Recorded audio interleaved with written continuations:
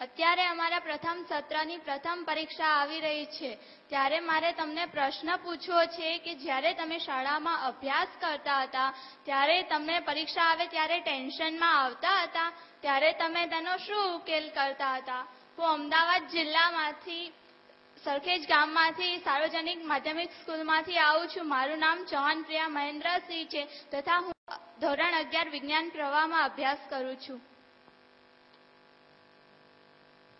એક તો મને ક્યારે મનમાં ખૂબ માર્ક્સ લાવવા જોઈએ અને આટલા નંબર એવું કંઈ ક્યારે મનમાં થતું જ નહીં. આપણને એમ કે ભાઈ આપણે રોકાઈ ના જઈએ બસ.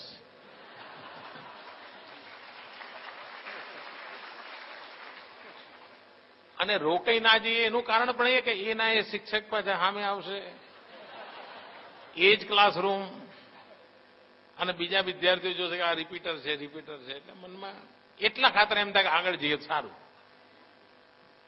તો હું કોઈ બહુ સ્કોલર વિદ્યાર્થી નહોતો, જેના કારણે ખૂબ બધા માર્ક્સ લેવા માટેની મથામણ હોય અને એને પછી કોઈ ટેન્શન જ ના હોય. ટેન્શન મારા શિક્ષકોને રહેતું હતું.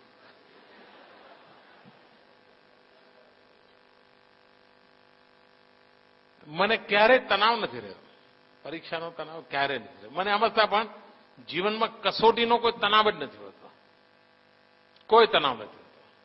કારણ હું માનું છું કે કસોટી એ જીવનને કસતી હોય છે અને કસાયેલું જીવન વધારે સામર્થ્યવાન બનતું હોય છે. તો કસોટી તો જિંદગીનો હિસ્સો હોય છે. મેં હંમેશા એને એ રીતે લીધું છે, બચપણથી રીતે મેં એને લીધું છે ને એના કારણે પરીક્ષાનો તણાવ, ઘણીવાર પરીક્ષાના તણાવનું એક કારણ પારિવારિક વાતાવરણ હોય છે.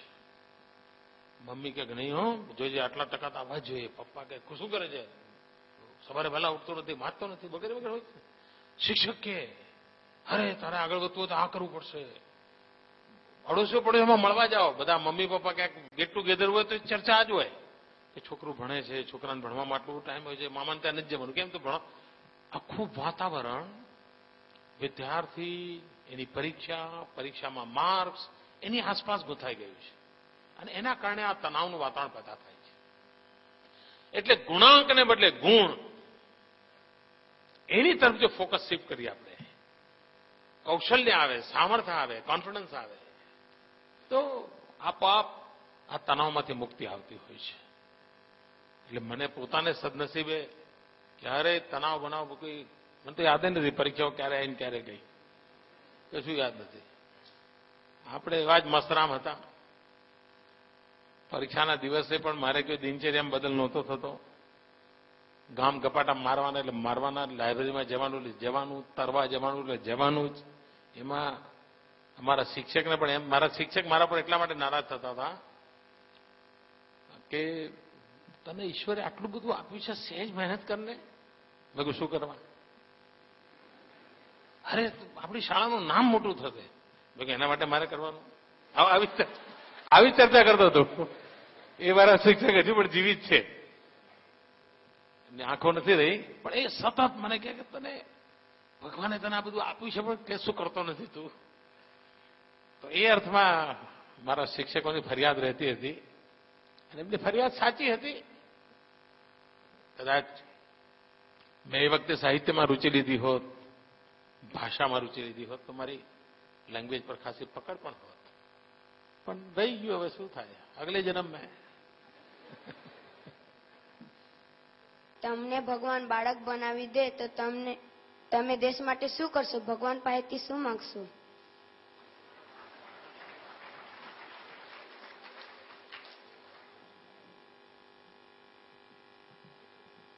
ભગવાન જો તમને બાળક બનાવી દે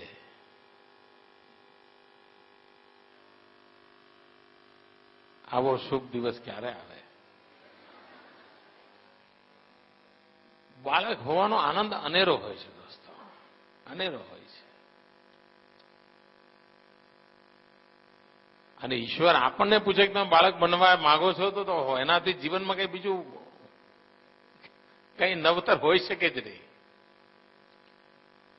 અને બાળક હોવું એટલે શું? જેમાં નિર્દોષતાનું ઝરણું સતત વહેતું હોય, સહજ ભાવ હોય, અને બાળક એ ઈશ્વરનું રૂપ છે, જેમાં ઇફ્સ એન્ડ બટ્સ હોય જ નહીં. બાળક એટલે ઇફ્સ એન્ડ બટ્સ હોય જ નહીં, જેમાં રીઝનિંગ નથી હોતું, મોકળાશ હોય છે. એક ખીલેલા પુષ્પના માટે બગીચો અને બગીચા માટે પુષ્પ, એ બંનેનો જે નાતો છે એ નાતો બાળપણ અને જીવન સાથેનો હોય છે. સમગ્ર જીવન અવસ્થાને મગમગતું કરવાની તાકાત આ બાળપણમાં પડેલી હોય છે. અને એવું જો બાળપણ મળે તો આપોઆપ તમે જુઓ, એક મોહલ્લાનું એક નાનકડું બાળક 15-20 કુટુંબોને હસતું ખેલતું રાખતું હોય છે. મોહલ્લાના બધા લોકો એને ઉચકીને ફરતા હોય છે. એક બાળક કેટલા લોકોની જિંદગીને આનંદિત કરી શકતું હોય છે. તો આવું જો બાળપણ મળે તો ઇટ સેલ્ફ, હું તો એને એમ કહું કે હવે આને પાછું ના લઈ લેતો, બીજું કાંઈ ના માગો, હવે આ જ રહેવા દે ભાઈ. અને એનાથી વધારે બીજું શું જોઈએ? મને લાગે છે પ્રશ્નો પૂરા થયા છે મિત્રો. મને આનંદ આવી ગયો બધા મિત્રો સાથે હળવી વાતો કરવાનો, અને સાચ અર્થમાં જે બાળકોને ગમે એવા પ્રશ્નો લઈને આવ્યા બાળકો. નહીં તો શિક્ષકોએ કંઈક લખીને કાપલી આપ્યો તો જુદા પ્રશ્નો આવ્યા હોત. તો મિત્રો ખૂબ ખૂબ આભાર સૌનો. અને શિક્ષક મિત્રો ફરી એકવાર તમને અનેક અનેક શુભકામનાઓ. આપના માધ્યમથી ગુણવૃદ્ધિ માટેનું જે આપણે અભિયાન લાવવા માંગીએ છીએ, ગુણાત્મક પરિવર્તન લાવવા માંગીએ છીએ, સરસ્વતી યાત્રા લઈ જવા માંગીએ છીએ, એમાં આપની શક્તિ કામે લાગે અને ગુજરાતના યુવાનો 100 કલાક લોકો માટે એવો સંકલ્પ કરીને આગળ આવે. ખૂબ ખૂબ ધન્યવાદ મિત્રો.